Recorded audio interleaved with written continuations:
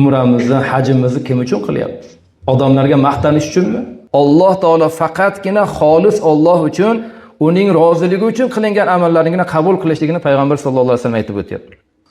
Afsuski azizlar, bugungi kunda siz bilan biz oxiratimiz uchun, Allohimiz uchun deb qilayotgan ko'pgina amallarimizda odam o'ylanib qoladi.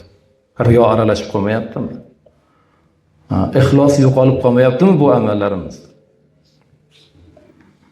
Umraga borib kelyapmiz, hajlarga borib kelyapmiz. O'zimizni videolarga olib qo'yamiz, umrada yurganimizni, Ka'bani oldida turganimizni, duo qilayotganimizni, hajga borib kelganimizni hamma bilsin. Azizlar, o'ylab ko'raylik. Umramizni, hajimizni kim uchun qilyapmiz? Odamlarga maqtanish uchunmi? Yo kimdir bizni hojaka deyish uchun qilyapmizmi? Alloh uchun qilyapmizmi yo odamlar uchun qilyapmiz? Agar odamlar uchun qilayotgan bo'lsak, azizlar,